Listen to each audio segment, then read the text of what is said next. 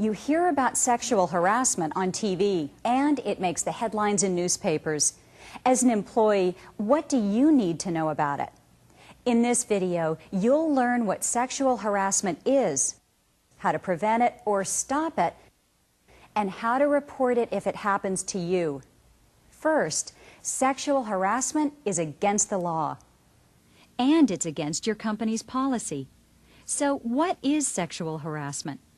Under federal law, sexual harassment is unwelcome sexual advances, requests for sexual favors, and other verbal or physical conduct of a sexual nature that requires the employee to consent as a condition of employment. In some instances, the harassment may be verbal. Derogatory comments, epithets, or dirty jokes can be intimidating and might be considered sexual harassment. There may be physical harassment, assault, impeding or blocking movement, or any interference with normal work or movement when directed at an individual. It might be visual harassment, such as derogatory posters, cartoons, or drawings. Sexual favors, unwanted sexual advances which condition an employment benefit upon exchange of sexual favors.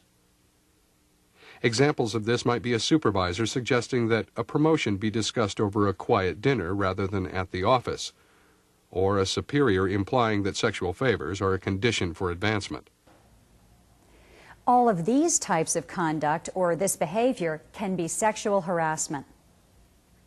Sexual harassment is not always about sex. It may be the result of a power struggle between a manager and a subordinate, or an abuse of power to keep women out of traditionally men-only jobs.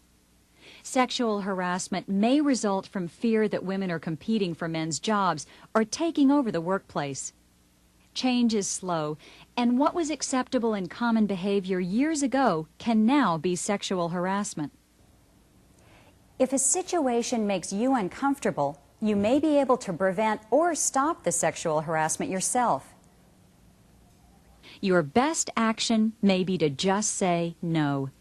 Sometimes the harasser may not realize that the behavior or conduct is offensive. When it's appropriate and reasonable, you may want to confront the harasser and say the behavior is unwelcome and that you want it to stop.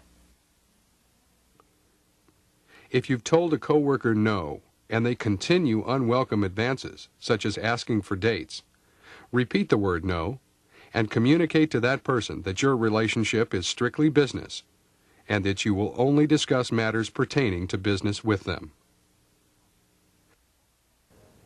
Sexual harassment can be costly. To the person harassed who misses work, quits, or can no longer perform his or her job properly, to the company who loses valuable employees, to the harasser who may be disciplined for his or her conduct. The disciplinary action can include termination of the harasser. Also, the harasser may be financially liable for damages awarded to the subject of the sexual harassment. Your employer has taken steps to prevent sexual harassment in the workplace. But if sexual harassment does occur, your company wants to resolve the problem internally. In order to do this, you should report sexual harassment as soon as the conduct occurs. Here's an example of what happens when an employer learns about sexual harassment in the workplace. Come on, Jane, I know we'd have a great time. Look, I'm not what do you say I pick you up at Phil? 7? I'm not interested. Bug off. If an employer or supervisor learns about sexual harassment in your workplace, they should take action immediately before the situation intensifies. First, the victim of the harassment should be interviewed in order to determine what kind of behavior is involved. Then this behavior should be documented. Next, the harasser should be interviewed and told to stop the inappropriate behavior. The harasser should be made aware of what actions will be taken should the behavior continue. After this meeting, the victim should be spoken to again and be advised of what was agreed upon during the meeting with the harasser. Any questions should be answered at this time. Keep in mind there are always two sides to any story. The alleged harasser may sincerely not be aware that the things he or she is doing is in reality wrong. 99% of the time, frank discussions and interviews can resolve the problem. Most sexual harassment is perhaps a matter of communication, but both parties involved should be interviewed and an agreement reached so as to avoid any future misunderstandings.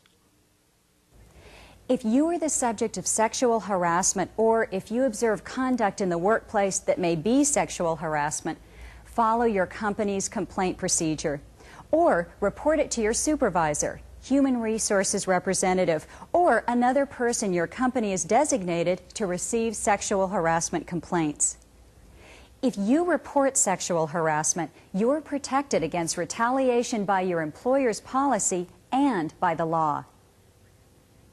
If you experience any retaliation, you should report it to the person responsible for sexual harassment complaints.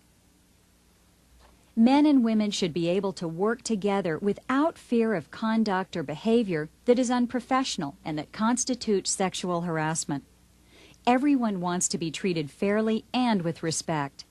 Treat your coworkers with the courtesy and respect that you want for yourself. It's your company's policy, and it's the law.